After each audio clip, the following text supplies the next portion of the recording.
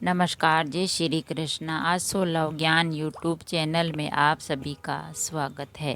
Friends, हम जानेंगे कि एकादशी क्या है, क्यों रखा जाता है एकादशी का व्रत, और एकादशी का अर्थ और उत्पत्ति क्या है, और एकादशी कब उत्पन्न हुई, कैसे हुई और इसका क्या महत्व है।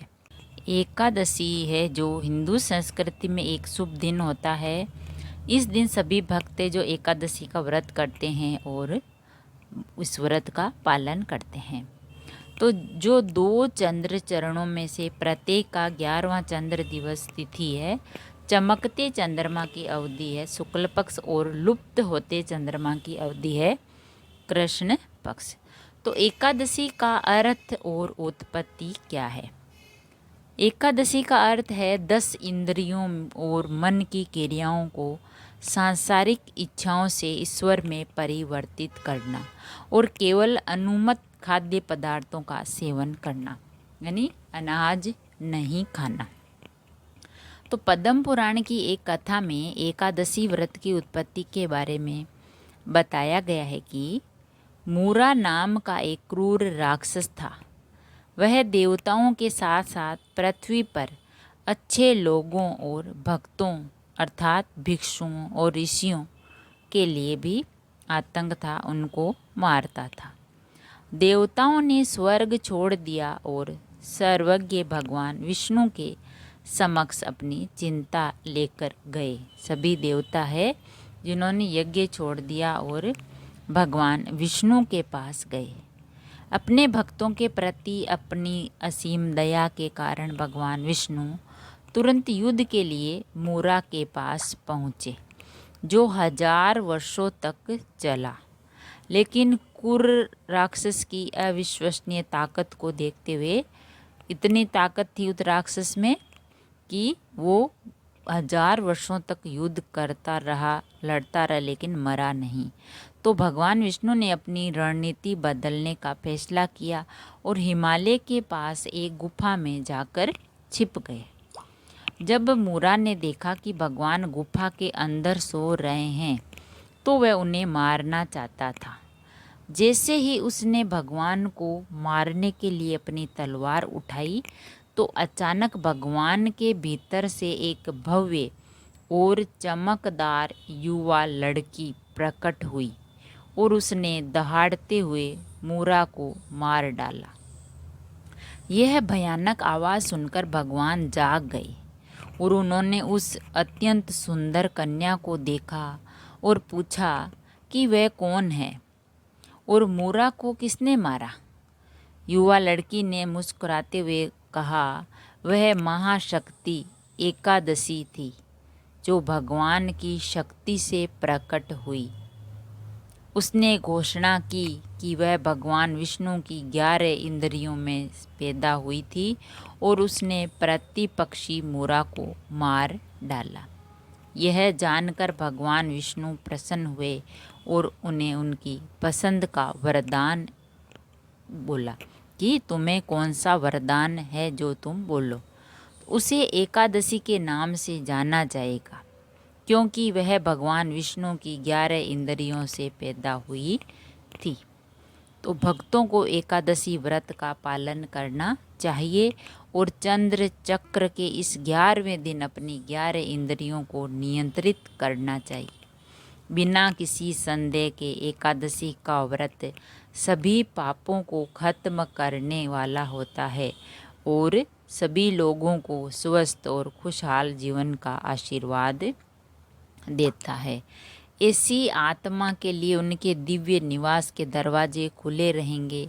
यदि कोई व्यक्ति एकादशी का व्रत करता है या चावल, गेहूँ, सेम आदि जैसे अनाज खाने के बिना इस व्रत को मानता है, क्योंकि एकादशी का व्रत में ना चावल खाते हैं, गेहूँ, अनाज कोई सा भी नहीं खाया जाता है। तो उस व्रत का अगर वो पालन करता है तो उसके जो है दिव्य निवास के दरवाजे खुले रहते हैं। एकादशी भगवान विष्णु से प्रकट हुई है, वह भगवान का अवतार है। भगवान विष्णु पर अपनी असीम आस्था के कारण एक वर्ष में सभी 24 एकादशियाँ प्रत्येक महीने में 2 एकादशी आती है। तो एकादशी का महत्व।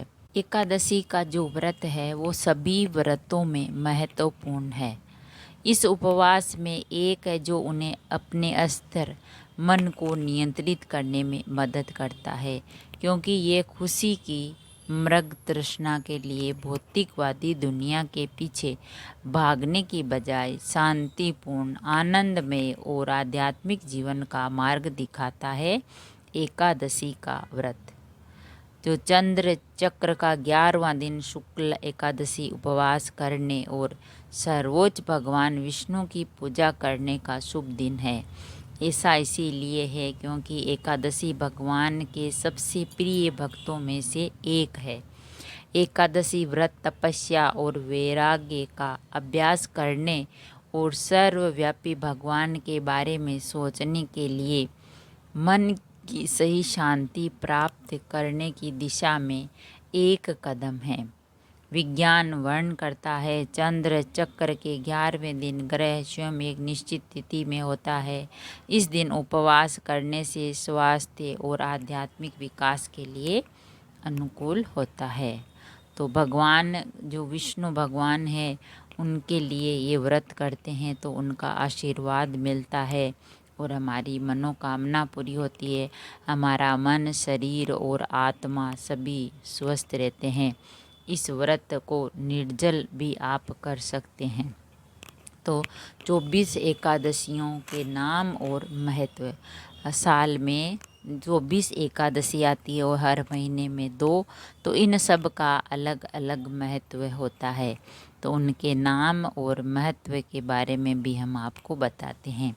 चैत्र मास है जो मार्च अप्रैल होता है, उसमें रमा पापमिचनी एकादशी कृष्ण पक्ष में आती है और कामदा एकादशी शुक्ल पक्ष में आती है। तो इस दिन दूध, फल और जूस ले सकते हैं, लेकिन कच्ची या पक्की हुई किसी भी प्रकार की सब्जी नहीं खानी चाहिए।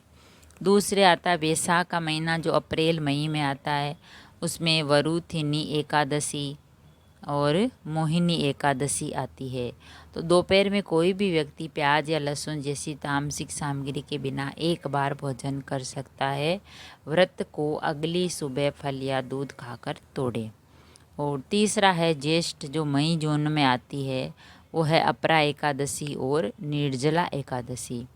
इन शुभ दिन के लिए निर्जला व्रत सर्वोपरि होता है, यानी निर्जल व्रत रखना चाहिए और सूर्यास्त से पहले पानी की कुछ बूंदें पीने चाहिए। चौथा है आषाढ़ का महीना जो जून और जुलाई में आता है, तो उसमें आती है योगिनी एकादशी और शयनी एकादशी। इस दिन नमक रहित सात्विक भोजन कर सकते हैं। पांचवा आता है श्रावण मास जो जुलाई अगस्त होती है, उसमें कामिका एकादशी और श्रावण पुत्रदा एकादशी आती है, जो दोपहर में चावल, अनाज, फलियों के बिना एक समय का भोजन कर सकते हैं, लेकिन चावल और अनाज नहीं खाना चाहिए। और छठी है भाद्रपद है जो अगस्त सितंबर का महीना है, उसमें अन्नदा एकादशी और पाशर्व एकादशी आती है। तो शाम की प्रार्थना के बाद फल और सूखे मेवे आप ले सकते हैं। सातवां है आश्विन महीना जो सितंबर अक्टूबर में आता है, तो उसमें आती है इंदिरा एकादशी और पाशुकुंसा एकादशी। तो इस शुभ दिन पर पानी पी सकते हैं। और आठवां है कार्तिक महीना जो अक्टूबर नवंबर है, तो उसमें आती है रमा एकादशी और प्रबोधनी एकादशी। तो इस दिन फल और दूध जो आप ले सकते हो। नौवां है माघ शीष महीना जो नवंबर दिसंबर में है, तो उसमें आती है उत्पन्ना एकादशी और मोक्षदा एकादशी। बैंकुट एकादशी भी कहते हैं मोक्षदा एकादशी को। इसमें साबूदाना, दूध, पानी, फल और मिठाई ले सकते हैं। और 10वां है पौष महीना जो विष्णु सपला एकादशी और पौष पुत्रदा एकादशी बैंकुट एकादशी है, जो इस दिन दूध और फल खाने चाहिए। 11वां है माघ महीना और जो जनवरी फरवरी में आता है, उसमें सततिला एकादशी आती है और जया एकादशी। इस प्रकार इस दिन सभी विभिन्न प्रकार के आप फल खा सकते हैं। और 12वां महीना होता है फागुन महीना जो फरवरी मार्च में आता है, उसमें आती है विजया एकादशी और आमलकी एकादशी। इसमें आप आलू, मेवे, दूध, फल, काली मिर्च, सेंधा नमक खा सकते हैं। 13वां अधिक मास होता है कभी कभी, तो वो होता है तो 3 वर्ष में एक बार होता है अधिक मास, तभी 24 की जगह 26 एकादशी होती है। तो वो अधिक मास की एकादशी वो है पद्मिनी विशुद्ध एकादशी और परम शुदा एकादशी। इस दिन फल और डेयरी की आप चीज़ें खा सकते हैं, जैसे दूध है, मेवे है वो। तो एकादशी का व्रत करना भगवान के प्रति प्रेम और विश्वास का सर्वोच्च रूप है। किसी के जीवन में शांति और शांति लाना है तो एकादशी का व्रत करे, कथा सुने।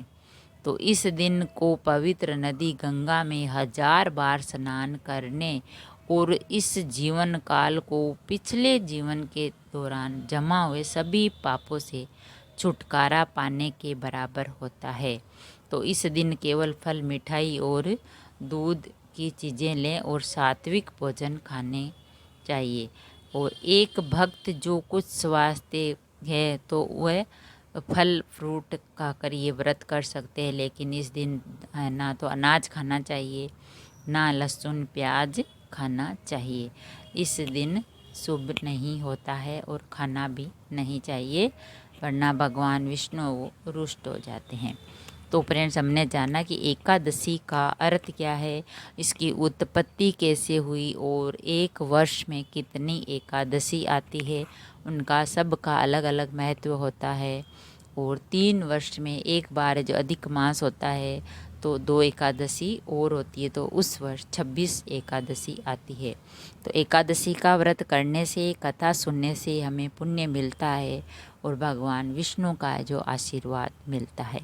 अगर वीडियो अच्छा लगा तो लाइक और शेयर ज़रूर करें। ऐसे ही और वीडियो देखने के लिए, जानने के लिए, सुनने के लिए चैनल को सब्सक्राइब करें। थैंक यू, धन्यवाद।